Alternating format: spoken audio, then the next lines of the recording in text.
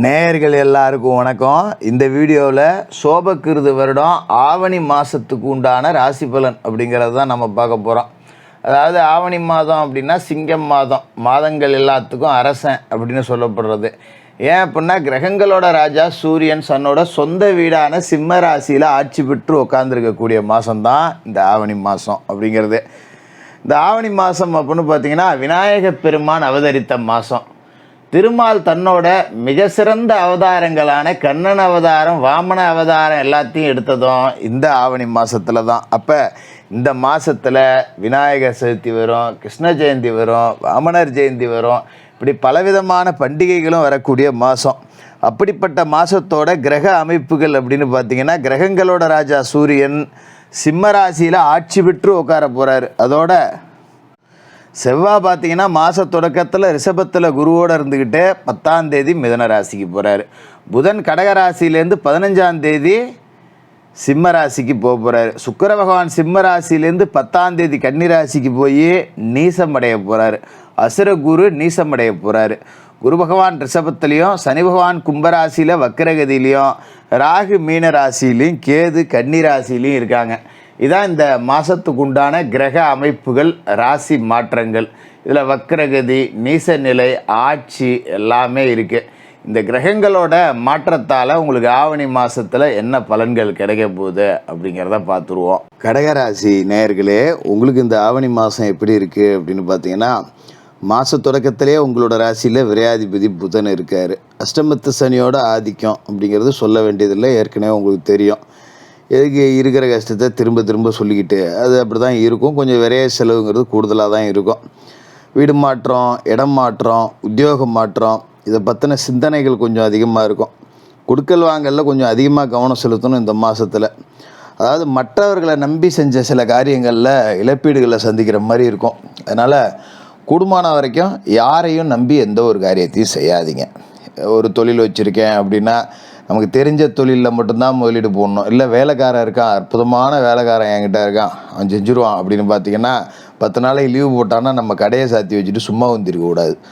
அதனால் கூடுமான வரைக்கும் தெரிஞ்ச தொழிலில் முதலீடு போடுங்க. தேவையில்லாத முதலீடுகளை முடக்காதீங்க. அதுமாரி இந்த பிறருக்கு ஜாமீன் சொல்லி கடன் வாங்கி கொடுக்கறது, பிறருக்காக ஜவாப்தாரி ஏற்றுக்கிறது, ஜாமீனுக்கு போய் நிற்கிறது, இந்த வேலையெல்லாம் வேண்டாம். அஷ்டமத்து சனி கொஞ்சம் தேவையற்ற சேட்டைகள் அப்படிங்கிறத இந்த மாதத்தில் கொஞ்சம் கூடுதலாகவே கொடுக்கும். என்ன காரணம் அப்படின்னு பார்த்தீங்கன்னா, சனி சூரியன் பார்வை அப்படிங்கிறது இருக்குது. இந்த 2 பகை கிரகங்களும் ஒன்று பார்த்துக்குது. அது எப்படின்னாக்கா சூரியன் அப்போ, சனி மகன். மற்றவங்க சண்டை போட்டுக்கிட்டால் விலைக்கு விட்டுக்கலாம். அப்பனும் மூணும் சண்டை போட்டுக்கிட்டோம்னு வச்சுக்க, விலைக்கு விடவே போக முடியாது. நான் எங்கள் அப்பனை அடிப்போம், உனக்கு என்னடான்னு நம்மள 2000 மோகம் விடுவான். நானாச்சு என் பிள்ளையாச்சு நீ யாரான்னு அப்போ 2000 நம்மளை விடுவான். இப்போ இந்த பிரச்சனையில் போய் நம்ம சிக்கவே கூடாது. அதனால் இப்போ இந்த பகை கிரகங்களாக இருக்கக்கூடிய அப்பனும் மோகனும் ஒருத்தர் கோபத்தோடு பார்த்துக்கிறாங்க. அப்படிங்கும்போது நம்ம கொஞ்சம் கவனமாக இருந்துக்கணும். அடுத்தவங்க விஷயத்தில் தலையிடவே கூடாது. எவனாவது 2 பேரை கட்டி உருண்டுக்கிட்டு இருப்பான், அதில் நமக்கு ஒருத்தன் தெரிஞ்சவனாக இருப்பான். போய் விலைக்கு விட போனீங்கன்னா கேஸை நம்ம பேர்லேயும் சேர்த்து எழுதிட்டு போடுவாங்க. இல்லை குறுக்க பூந்து நம்ம 2000 வாங்குற மாதிரி இருக்கும். அதனால் கூடுமான வரைக்கும் ஒரு வேடிக்கை கூட பார்க்கக்கூடாது. எங்கேயோ ஒரு சண்டை சச்சரவுன்னா எவனோ கடை கிட்ட போகிறான், நான் என் பழப்பு பார்க்குறேன்டான்னு கிளம்பி போயிடுங்க. அதேமாதிரி ஒரு டீ கடை, ஹோட்டல் கடை, காப்பி கடைக்கு காலையில் போவோம். அங்கே 2 பேர் நான் அந்த கட்சி என் கட்சி தான் பெரிய கட்சிம்மா, இன்னொரு பேர் நான் இந்த கட்சி என் கட்சி தான் பெரிய கட்சிம்மா. இதுமாரி அரசியல் சண்டை நடக்கும். இல்லைன்னா சினிமா நடிகருங்க சண்டை நடக்கும், என் தலைவன்டா யார் தலைவன்டா அப்படின்னு. இதெல்லாம் நம்ம போய் மூக்க நுழைக்கக்கூடாது. எவனோ கடை கட்டு போகிறான், நம்ம பழப்பு நம்ம பார்ப்போம் அப்படின்னு சொல்லிட்டு கலண்டு வந்துக்கணும். நம்ம முன்னாடியே தப்பாக பேசிகிட்டு இருப்பாங்க, நமக்கு சரியான விஷயம் தெரியும். ஆனாலும் கூட நம்ம ஒன்றும் தெரியாத மாரியே நோவாமல் அவத்தை விட்டு கிளம்பி வந்துடுறது தான் நல்லது. சரிடாப்பா ஏதோ பண்ணிட்டு போங்க அப்படின்னு சொல்லிட்டு. ஏன்னா இந்த சூரியன் சனியோட பார்வை அப்படிங்கிறது அந்தளவுக்கு நமக்கு தேவையற்ற பகையை சம்பாரித்து கொடுத்துரும். தனாதிபதி சூரியனும் அஷ்டமாதிபதியான சனியும் ஒருத்தரை பார்த்துக்கிறது அப்படிங்கிறதால நல்லது இருக்கா ஜோசியர்? என்ன இந்த கெட்டதுலேயும் ஒரு நல்லது இருக்குது. காசு பணம் நல்லா வந்துடும், தனவரத்து தாராளமாக இருக்கும். விரயங்கள் 2 மடங்காக இருக்கும். பரவாயில்ல, செலவு வந்தாலும் சரி, அதுக்குண்டான காசு வந்துட்டால் சரி. காசு இல்லாமல் நான் எங்கே செலவு பண்ணுறது? 10 ரூபா பணம் 10 ரூபா செலவாயிட்டா அதை பற்றி தப்பு இல்லை ஜோசியரை அப்படின்னு நினைக்கிறோம் பார்த்தீங்களா? அவங்களுக்கு இந்த கெட்டதுலேயும் ஒரு நல்லதுன்னு தான். 10 ரூபா வந்துடும் செலவுக்கு, அதனால் கவலைப்பட வேண்டியதில்லை. அதோட இந்த வக்கர இயக்கத்தில் சனி இருக்கிறதால கொஞ்சம் கடுமை குறையும். உடல் ஆரோக்கியத்துக்காக ஒரு தொகையை நம்ம செலவு பண்ணுற மாதிரி வரும். அதே நேரத்தில் அந்த செலவு தொகைங்கிறது கம்மியாக போயிடும். ஏன்னா சனி வக்கரத்தில் இருக்கார்ல, ஒரு 50,000 1,00,000 செலவு பண்ணி ஒரு ஆப்ரேஷன் பண்ண வேண்டியது ஒரு 1000 ரூபா மாத்திரையில் சரியாகி போயிடும் அப்படிங்கிற அளவுக்கு ஓரளவுக்கு நல்லதும் அப்படிங்கிறதும் இருக்குது. அதோட ஆவணி 10ஆம் தேதி கன்னிராசிக்கு சுக்கிரன் போய் நீசம் அடைகிறார். லாபாதிபதி நீசம் அப்படிங்கிறது பொருளாதார பற்றாக்குறையை சரி செய்ய எடுத்த முயற்சியில் கொஞ்சம் ஆர்வத்தை அதிகமாக காட்டுங்க. ஏன்னா லாபாதிபதி பலம் இழந்து போகிறார் அப்படிங்கிறது ஒரு சுமாரான அமைப்பு தான். வெறி பொதுநலத்தில் இருக்கிறவங்களுக்கு நிறைய திருப்பங்கள் வரும். உத்தியோகத்தில் இருக்கிறவங்க வெளிநாடு போகணுன்னு நினைக்கிறவங்களுக்கு அதில் இருந்த தடை நீங்கும். அதுமாதிரி பெத்த தாய்க்கு உடம்புல இருந்த பிரச்சனைங்கிறது சரியாயிடும். வாங்கிய சொத்து ஏதாவது இருந்ததுன்னா அதில் வில்லங்கங்கள் எதுவும் இல்லாமல் இருந்ததுன்னா இப்போ நல்ல விலைக்கு விற்கலாம். அதுமாரி வில்லங்க எதாக இருந்தாலும் அதை முயற்சி செஞ்சால் இப்போ சரி பண்ணிடலாம். அதுமாரி தொழிலில் பங்குதாரர்களாக வந்து இணையறதுக்கு நிறைய பேர் முயற்சி செய்வாங்க. கூட்டு தொழிலில் ஆள் சேர்க்கலாமா அப்படின்னா அஷ்டமத்தில் சனி இருக்குது, செத்த சேவனேன்னு இருங்க அப்படின்னு தான் சொல்கிறேன்.